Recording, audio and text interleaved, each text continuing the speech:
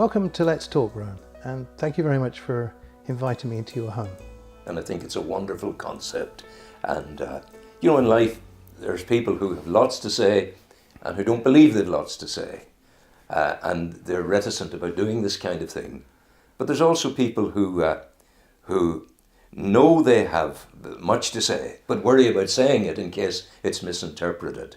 Somewhere in the middle ground we are, trying to find the story of people's lives, and that's what Let's Talk is about. It is. The inspiration behind this, actually, believe it or not, is having been interviewed by yourself and seeing the work you've done on Destination Newry and what you've done previously. So that has inspired me to do this and to talk to ordinary people about their lives. But today it's your chance to talk. I think I've been, George, I'm now 75 years of age. I was born in 1944. And that, if you do the mathematics, you'll say, you're not, Rowan, you're 74 years of age. But I have a simple philosophy that goes something like this. My birthday was the date of my conception. Because if I'm an opponent of abortion, which I am, then I must say that the day I became a human being was the day of my conception. Therefore, 74 years and 9 months. Yes. 9 months in the womb. But it has been, I have had an amazing spiritual odyssey, if you like. For the last 40 years, I take my touchstone back at the time of the war in Biafra in eastern Nigeria. And at that time, I'd started to find out about the need to look beyond the obvious, to start asking questions of whatever God there might be. Mm-hmm. I'm still not sure there's a God, but I have a spiritual curiosity, and that's where I am. And I remember at the time of Biafra, working with Oxfam, meeting the Presbyterian minister of Harmony Heights Church in Lisburn, Jack Watson. When you met Jack, he shook your hand, he said, "God bless you, brother." And you had a conversation about this, that, the other, anything.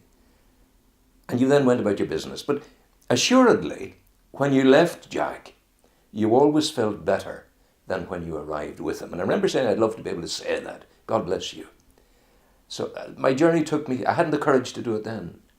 My journey took me until maybe 10 years ago to begin to say it. And I used to say, God bless you, if there is a God. Yes. And then I've come further. I don't mind saying it now.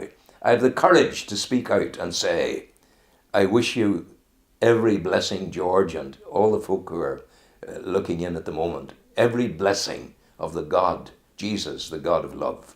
And if you pin that badge to your chest, so to speak, and go forward with a healthy, exploratory character attaching to it, to try and find out, isn't it the greatest thing in the world to be doing, especially when you're 75? Absolutely, absolutely. And I remember we were on an Alpha course in Newry. We were. Tell us a little bit about how that course may have affected you.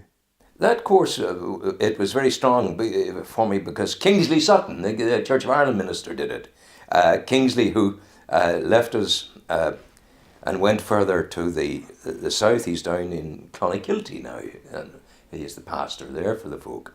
But I remember thinking, I would abjure the notion of Bible thumping, of saying, that's the Bible, so that has to be right. All I can say is, that's the Bible. It is a story of the God of love in many ways. And I hope it is the story, but I've no way of proving that. And I remember it was Hawking who said, that if he knew all about black holes, if he knew all about the physics of nothingness almost, then he would be in the mind of God. And he was sort of saying, I can't do it. Well, maybe we're not meant to be in the mind of God.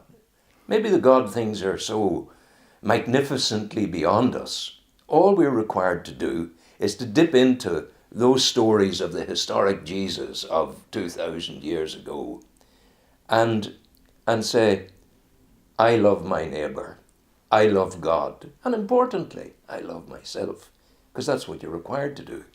And the notion of kindness comes into things here, as a centrality of the philosophy of kindness, picking people up, helping people along the way, and realizing that these are the important things of life. These are now the important things of my life, and they don't change.